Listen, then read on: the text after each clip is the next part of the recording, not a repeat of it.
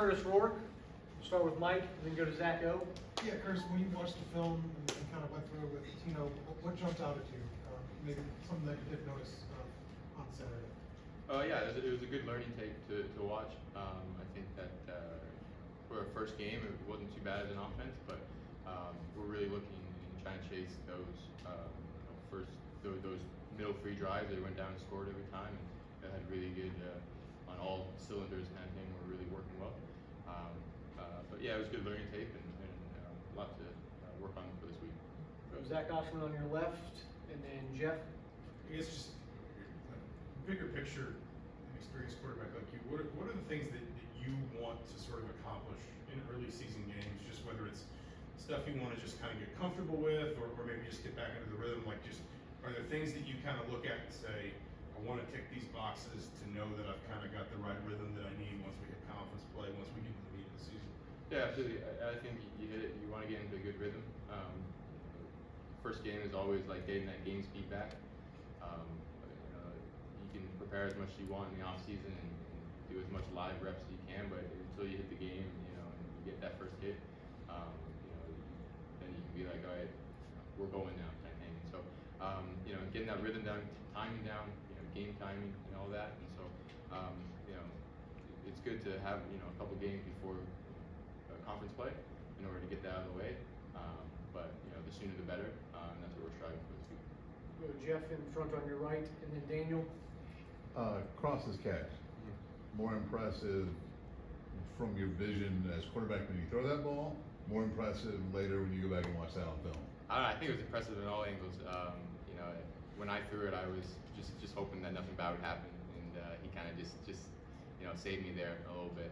He's a heck of a player, and so we're glad that we have him on the team. And watching it again in film was like, wow, he's a special player. Was there anything surprising about that, or is he the kind of guy who you're like, that's just kind of what he can do? Yeah, I mean, he's got great hands. One of the best hands that I've been around. Obviously, I played with him at Ohio in his first 2 years, and he's one of the most secure hands that that I've met and that I've played with. And so, I can't say I was expecting that on last Saturday, but I'm not surprised because he's got good hands. Go to Daniel front on your left, and then Zach B. Yeah, as far as your in-week routine, this is year 4, year 5 for you, right, as a starter. From when you were at Ohio early on to where it's at now, whether it's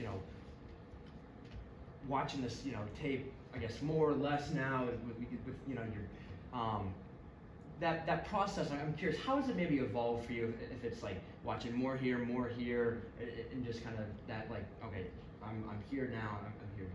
Yeah, I think it's definitely evolved over my years. I'm definitely watching more tape as I've gotten older, as I've gotten more playing time and all that. Everywhere I go, I learn something new about how to watch tape. I learned a lot from my brother, who's gone through the ringer, gone through all of college and then into pros, and how he watches film and he prepares. And then Coach Tino has obviously been around the best of the best, and so seeing how he prepares, how he watches, and throughout the week, I've tried to marry that as well. Zach B on your left, and then Josh. Talking about the penalties on Saturday that we saw, how do you as the quarterback, the leader of this team, the leader of the offense, go about trying to remedy and help solve and fix maybe some of those issues on the penalty front? Yeah, we just got to get on the same page. I mean, I think there's a lot of avoidable penalties that we haven't had for most of the offseason, most of camp. And so it's a lot of things that we just need to pay a little bit more attention to detail, myself included, and be able to minimize those. And because as the season goes on, they're going to start hurting a lot more. Josh on your left, and Owen. Game on Friday night, obviously one day less to prepare and recover from last week's game. What's that process like for you and everybody else? Yeah, it's not too different. I mean, it's playing on a Friday night is fun. It's not Friday afternoon, so you get a little bit extra time to fully get your body back. And, thankfully, I don't think we had too many big injuries, and so we were able to get the body back quickly. It's just kind of getting ready to play right away and preparing and kind of moving on as fast as you can. I mean, that was the biggest thing. Watching tape. Come in as a group Monday, watch tape, and then right away you got to be ready to switch gears and focus on new defense, new game plan, and all that. Owen far right, and then Mike. Yeah, Kurtis, I think it was either Zach or Tyson that told us after the game Friday that you're really calm in the pocket. Just, I I guess what goes into that, and what do you kind of credit to that, and how do you maintain it throughout every game? Yeah, I think it's important to, especially as a quarterback, be able to control your emotions. I've always been someone who's a little bit more calm and be able to. That's the way that I best process, the game and process information. Whenever something happens, where good or bad, I like to be able to stay on the same level so that I can, attack the next play, attack the next drive, and just be able to move on.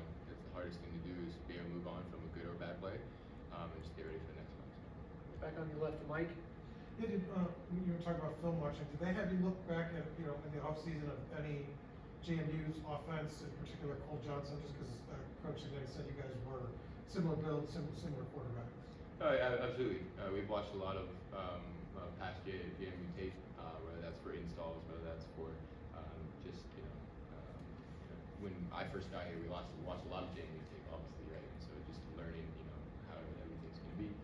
But Cole is a great player, very smart, and so, being able to have Tino kind of talk about his thought process and how he analyzed the game was really helpful, because he was very successful, and so it was good to watch that tape.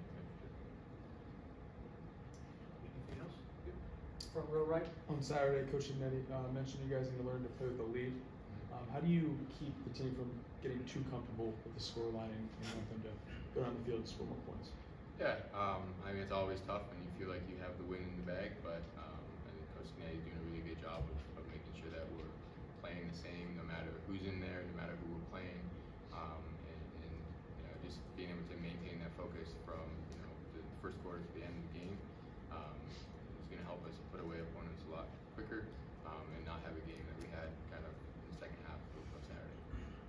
We're the last one, Nick, second row on your left. What was it like playing in front of the home crowd at Indiana rather than playing at the home crowd at Ohio? It was awesome. I mean, it was the biggest home crowd that I played in front of before, and it's awesome town to not only live in, but just to play in front of. And we're hoping to continue to build the football culture here. And the more we win, the more that I believe that's going to happen. But it was awesome. I mean, they were roaring, and it was really fun to be in that environment. Awesome. Thanks, Curtis. Thank you. Thanks, Curtis.